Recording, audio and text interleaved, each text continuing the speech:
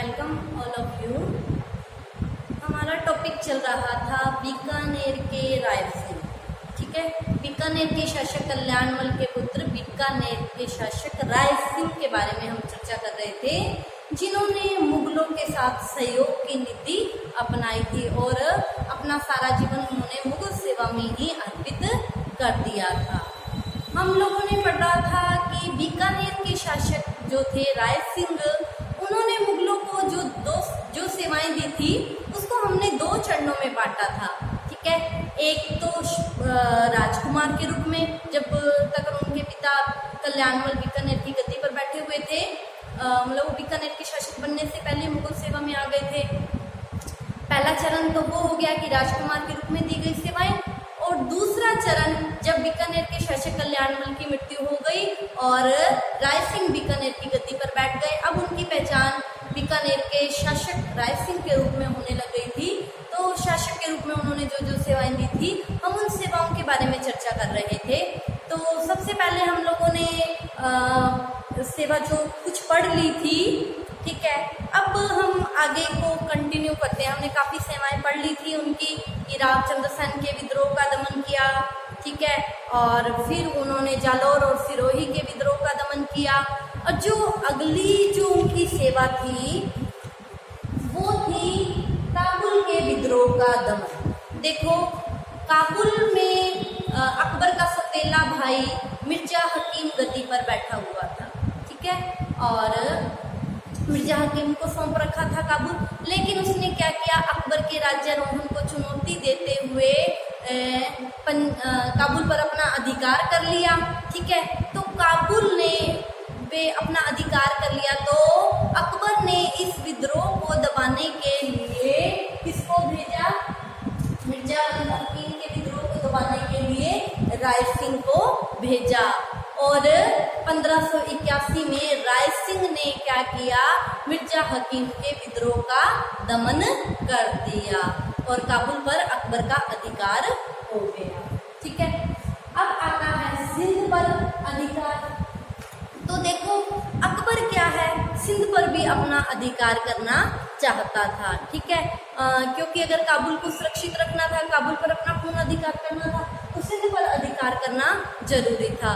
तो अकबर ने सिंध पर अधिकार करने के लिए अब्दुल रहीम खाने खाना, जो अकबर के संरक्षक थे बैराम खां, इससे पहले आप लोग पढ़ चुके हैं, अकबर के जो संरक्षक थे बैराम खां, उसके पुत्र थे अब्दुल रहीम खाने खाना।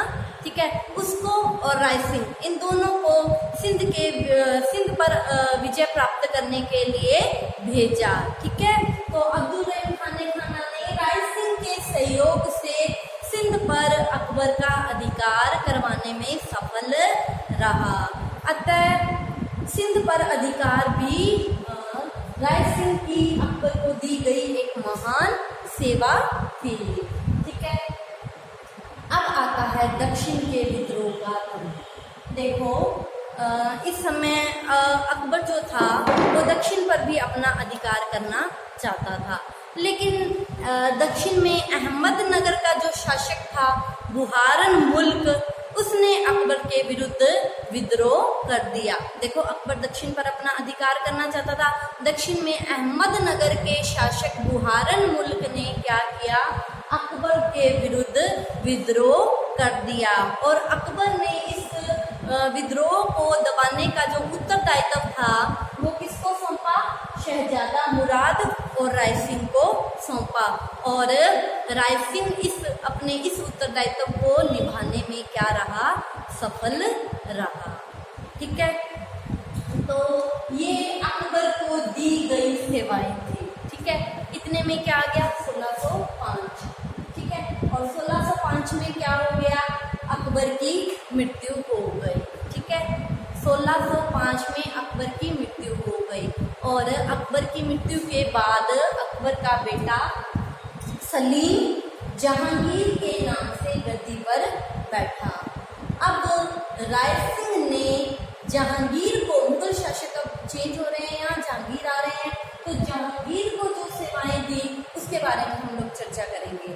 तो देखो, पहले तो राय सिंह ने क्या सेवा दी? जहांगीर को शासन दिलवाया। देखो कैसे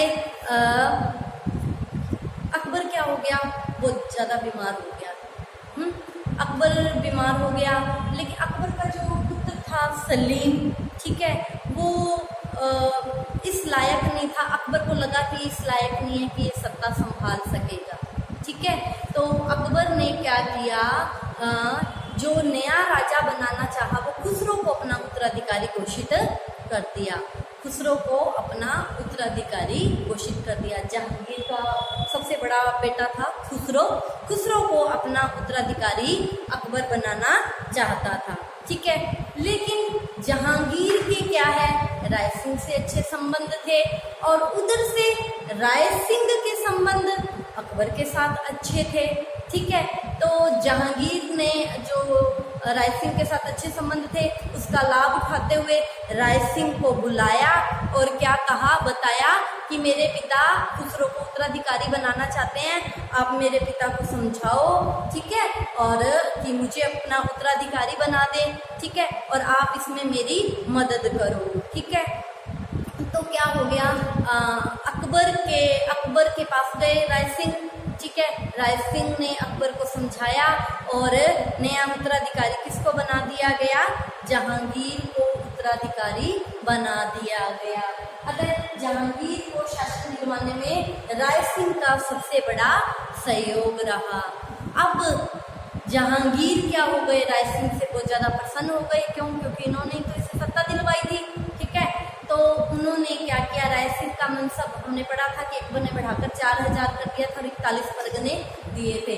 अब जहांगीर ने क्या हो गया, प्रसन्न होकर जो राय सिंह का मनसब था वो बढ़ाकर कितना कर दिया, 5000 कर दिया, जो क्या है उस समय प्रतिष्ठा का पद माना जाता था। 5000 मनसब श्रेणी का जो मनसबदार होता था वे प्रतिष्ठित व्यक्ति की श्रेणी में आता था, जैसे राजकुमार है की श्रेणी में आता था, ठीक है।